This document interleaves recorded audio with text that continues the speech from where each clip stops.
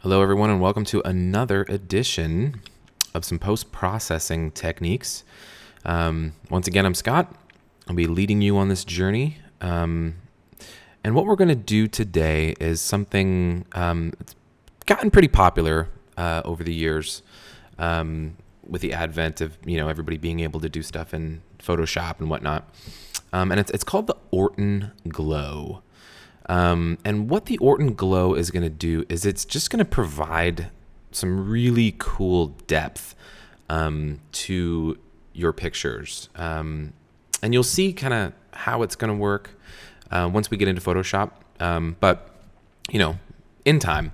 So that's basically what we're going to do today. I'm going to show you how to achieve one way to achieve the Orton Glow on your images. So to start, I always do my processing originally to start in Lightroom. So I'm in Lightroom.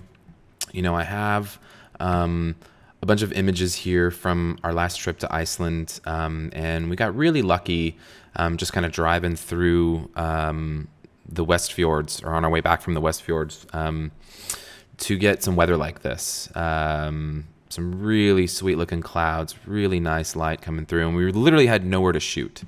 And we just pulled off the side of the road, found this little town or village, went down to the waterfront, and there was this kind of crazy old pier with this chair out there with the Icelandic flag kind of blowing in the wind. So that's basically what we were doing.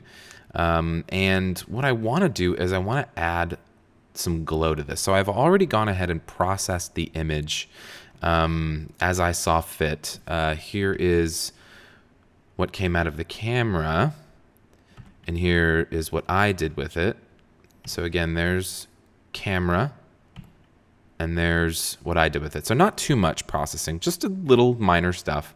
And the Orton Glow is really, really good at kind of wrapping light around objects in your photography or in your images.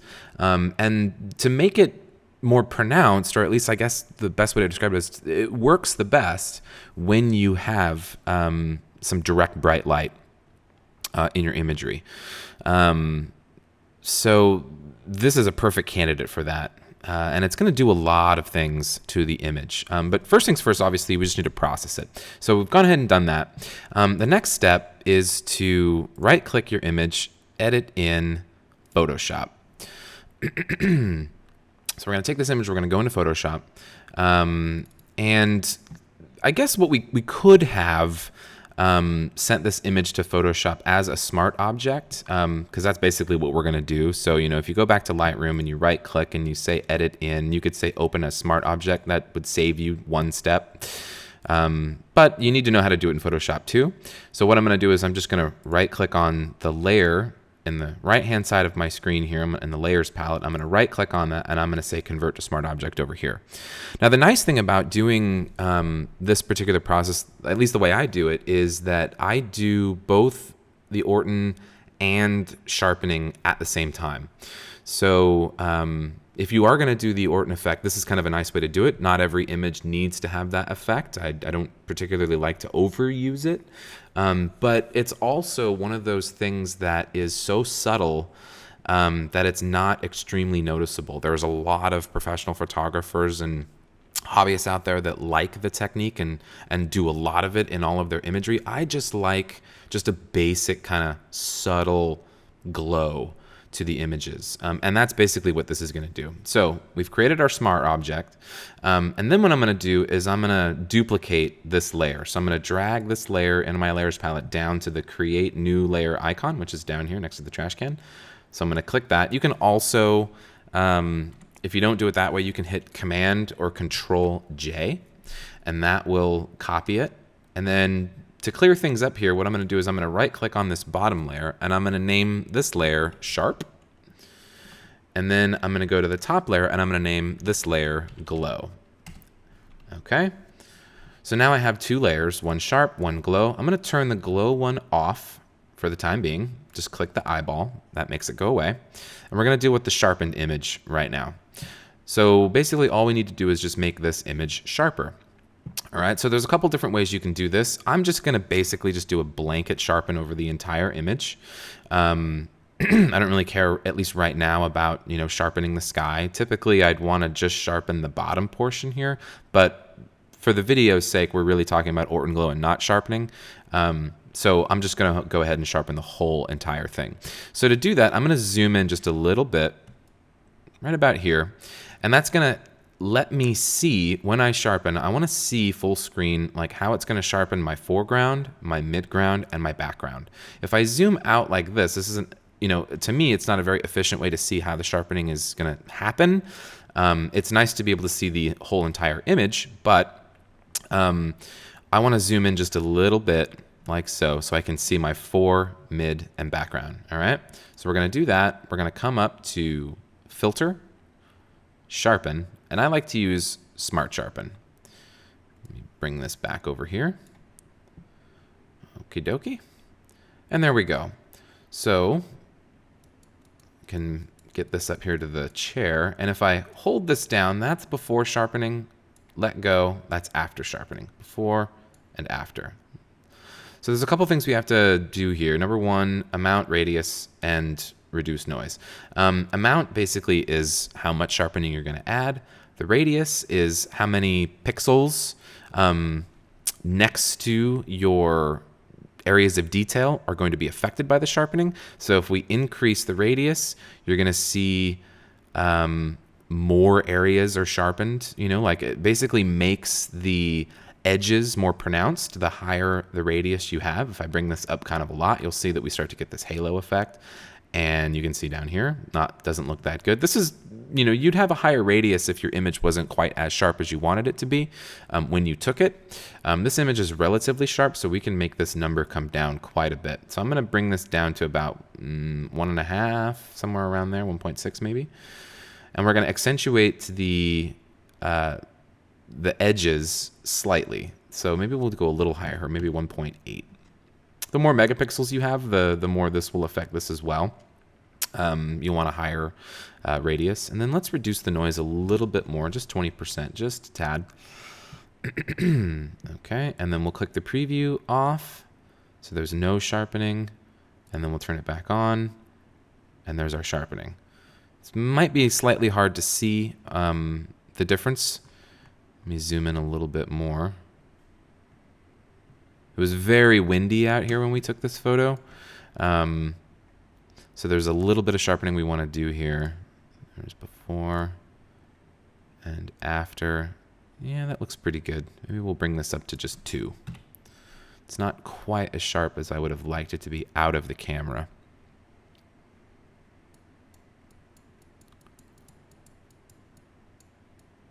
Yeah, that's pretty good. All right, that's kind of enough there. We'll hit OK. Let this chew on this for a little bit. All right, there we go. Hit Command 0 or Control 0 to make it full screen. And that's roughly what we're going to do with sharpening. Now, smart objects. When you create or when you make a layer a smart object, basically what you're telling Photoshop is that you don't necessarily want to edit the individual pixels. Meaning that if I create a smart object, any filter, you know, in the filter menu here, any filter that I can apply to this particular layer now shows up as a smart filter. So if I save this image and open it back up again, all I have to do is just double click the text, and whatever tool or filter that I've used will show up, and I can readjust it. So it basically turns all of your filters into non-destructive edits. And I really like that. Okay, so there we go. There's our sharpen done. Now for the glow. Okay, so I'm going to go back to the glow layer. I'm going to make that visible. And this is kind of nice because since we haven't done anything to this glow layer yet, we can turn this off and on, and we can see the sharpening. Let me zoom in a little bit more here so you can see this. So there's before sharpening, or sorry, after sharpening, before, after, before. So just a little more crisp, all right? Once we do the glow, we won't be able to do that anymore because it'll have a blur on it, which is what we're going to do. We need to blur this area now, and that blur is going to help wrap the light around objects in the image. Objects meaning, in this case, the clouds, okay? So we're going to go to our glow layer. We're going to go to filter. We're going to go to blur, Gaussian blur. Let me bring this back over here. I found that 30 works pretty good, but again, we're going to leave this on a smart layer or smart object so that we can readjust it, if you see fit. I'm going to hit OK. All right, so there we go. There's our blur. This is not the end, obviously. We need to do a couple more things to this to make this look the way we want it to. Number one is we want to mask out or mask this glow into only certain levels of tones in the image. And the levels of tones, or the level of tones that we're going to be looking for, are just the lighter areas. So we only want to apply the glow to the lighter areas of the image, kind of disregarding the darker areas, right? And like I said before, the images that you want to use the Orton Glow on should have some, lots of light coming in from one particular area. At least it makes it better. You can use the Orton Glow on anything, portraits, cats, dogs, whatever you want. But it works better, or at least it's more applicable to images that have lots of directional light. Okay, so this is a perfect example of that. So to get the mask that we want, that's why I disabled this, okay? And this is the tricky part. So we're gonna click on the sharp layer, and I'm gonna go into the channels area, and I'm gonna load a selection of just the light pixels, okay? So to do that, I'm gonna just hold the Command or Control key down on the keyboard, and I'm gonna click right here on our RGB channel. And what this is now is we've got a selection of the light pixels in this image. Basically, this is how luminosity masks begin. So we've chosen to select a particular section of luminosity pixels in this image. To show you what that is, you don't have to click this. I'm just going to do this so that you can see. I'm going to click this icon here so that we can actually see what we selected, okay? So this is what we selected. If you know how masks work in Photoshop, white reveals and black conceals. So every part of this image that's white will reveal whatever adjustment we're going to make, okay? And all the dark areas will not have that adjustment. So this is the mask that we're going to use, right? It's a very, it's something that you couldn't paint, right? And usually with masking, you paint stuff. Okay, so we're gonna go back to this. And again, we're gonna Control or Command click on that, go to layers, or back to layers rather. We're going to click on our glow layer, turn it on, and we're going to hit the layer mask button right here. And now that's going to apply this blurriness to only the lighter sections of the image. And you can see that it's definitely, blurred it out, right? The problem is that this doesn't look that appealing. So we want to now blend this in a way that's going to make it look more natural, okay? So once we have the glow, and here's our mask, so this is where it's being applied. Once we have our glow being applied where we want it to be applied here, what we're going to do next is we're going to go to our blend modes right up here where it says normal, and we're going to change this to soft light. And what that's going to do is that's going to help blend this blurriness in a way that makes it look more appealing. I don't know why soft light works the best. I'm not a master at exactly what each blend mode does technically, but this is the correct way to do this, at least in this example. Okay, so here's before the Orton Glow and after the Orton Glow. Before, after. If we zoom in here, you can see that it's wrapping the light around these areas in the photo to make them look more ethereal. Really cool stuff. It's also changing the color quite a bit. it's an all-around kind of pretty awesome adjustment to make to your photos. So there we go, before and after. Really cool. And if we turn off our sharp layer, you can see exactly where this is happening. So this is exactly what is being shown through on top of this layer here. That's the only thing that's happening. Just to give you kind of a better example of what's happening here. All right, so there we go. That is the Orton Glow. Now, to finalize this, there's just one more thing I want to do. And I want to get rid of some of these, some of these artifacts here. And to do that properly, we need to do this on a layer that combines everything in the image, okay? So to do that, to combine everything onto one layer, I'm going to hit Command, Option, Shift, E. Let me do that again. So with no layers selected over here, with nothing selected, this will ensure that when you press these buttons that the layer that you create will go on top of everything, okay? So on a Mac, that's Command, Option, Shift, E.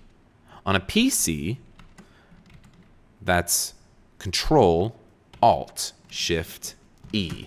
And when you do that, we're going to see this layer 1 show up on the top. If this shows up somewhere else, just click it and drag it to the top. It'll show up somewhere else if you had a layer selected. It will put it directly above the layer you have selected. With no layer selected, it just puts it right on the top of everything. So I'm going to rename this Clone. And now, with this layer selected, this is an amalgam of these two layers, right? It's an addition of these two layers put together into one. So I can turn these layers off, and I still have my glow with the sharpening, all right? So these mean nothing right now. Just these are just a backup. So if you screw up at any time, you can just take this clone layer, hit delete, and then you can start over again if you mess up with the cloning. So Command, Option, Shift, E. There we go. I'll rename this to clone. And then I'm going to zoom in over here. And I'm going to find these little objects. And then using our Band-Aid filter here, which is the spot healing brush, and the bracket keys, I'm going to make my bracket or my brush a little smaller and just click. And click, click, click. It helps sometimes to wiggle this back and forth. I'll help you see these little things a little better. You can see that I got some noise up in my sky, which is from me sharpening everything. So it's not quite the correct way to sharpen, but we'll cover that in another video. And I'm just going to scan the image and make sure, wiggling it back and forth here.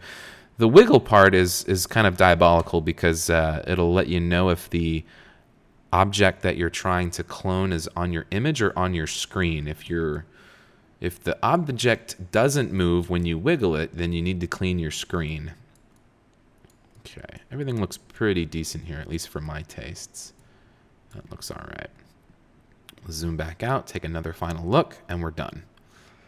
Then, all we're going to need to do is just close this, put this back over here, hit yes to save it, and you'll see Photoshop will save the image before it closes it. And once it closes it, it will deposit it in Lightroom next to the image that was brought in. All right. So there's the TIFF. I'm going to go ahead and hit 9 on my keyboard to label this a blue label so I can visually see it a little bit better. And what I'm going to do is I'm going to take these two images and we're going to go to survey mode, make this bigger and turn off the lights so you can see exactly the difference. So over here on the right is our finalized Lightroom image, and over here on the left is the one with the Orton Glow and the sharpening. We can zoom in here and we can see, oh, I guess I can't do that here. Let's go to compare view. Now we can zoom in and we can see the difference here.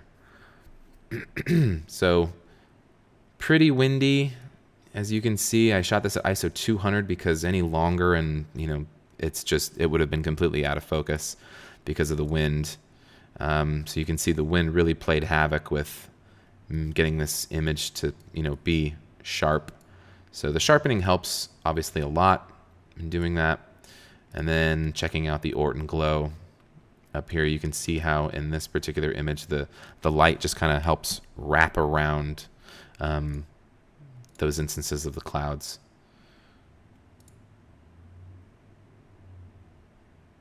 saturates it a little bit more as well. And there you have it.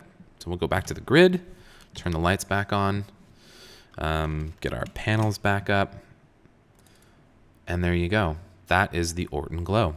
Thanks for watching. Stay tuned for more videos in the future. See you guys.